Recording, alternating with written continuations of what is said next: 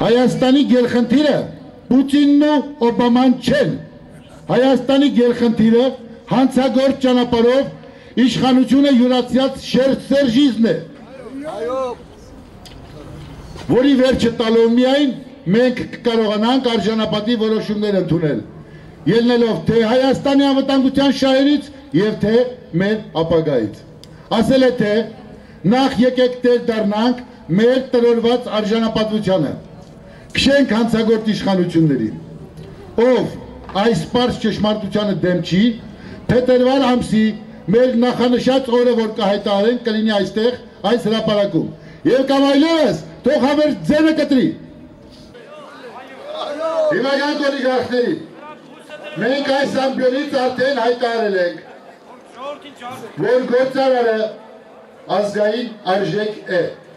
ինչպես նաև որ Հայաստանի քաղաքական իշխանությունների հանցագործ լինելը ձեզանից շատերին ակամա հանցագիծ է դարձրել նրանց։ Դիմում եմ բոլոր օլիգարխներին, հետո չասեք ձեզ էլ չենք ասել։ Փետրվարյան այդ օրը ձեզ սպասում ենք այստեղ, հարգանքով եւ ըմբռնումով։ Այդ օրվանից դուք կունենաք ժողովրդի հարգանքը եւ տեղ կգրավեք արժանավոր քաղաքացիների շարքում։ Հակառակը չենք ընդունում։ 2 ամսից հայտնվել Կոշի գաղութում, ապա առաջիկա 2 ամսում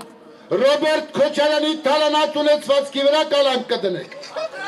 Այդ փողերով մենք կփակենք նախ Հայաստանի արտաքին պարտքը,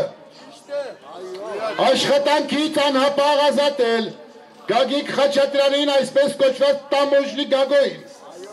պարզաբանում պահանջելով այդ պաշտոնյայի հարյուրավոր միլիոնների հասնող ունեցվածքի մասին, ազգայնացնել ոչ միայն նրա, այլև ապօրինի հարստացած պաշտոնյաների ունեցվածքները,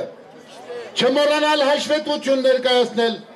Սաշիկ Սարգսյանի, ախպեր Սաշիկ մականունը եւ Միքայել Մինասյանի, Փեսամիշիկ մականունը ունեցվածքների ծագումնաբանության մասին։ Այս բոլորը Սերժին ասում ենք մի տպահի, այս 2 ամիսը փետրվարին գալու ենք տեսնենք։ Մենք մեր ձեռով կանենք, խելք ունես ինքդ արա։ Ուրեմն առաջիկա 2 ամիսներին պատրաստել, էլի Սերժիկին ավերաբերում, Հայաստանում հանքարդյունաբերողների իրական ցուցակները, դադարեցնել հանքերի անխնա շահագործումը, որ Հայաստանի սպառնում է էկոլոգիական աղետով, դադարեցնել Որոտանի կասկադի ապօրինի վաճառքը,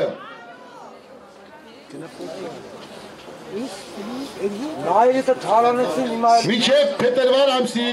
մեր նախանշած օրը Շահեն Թանոչյանը իր համախոհներով պիտի լինի ազատության մեջ։ Փետրվարին երբ կլինենք ազատության հրապարակում, պատրաստ պիտի լինի Սերժ Սարգսյանի հրամանագիրը,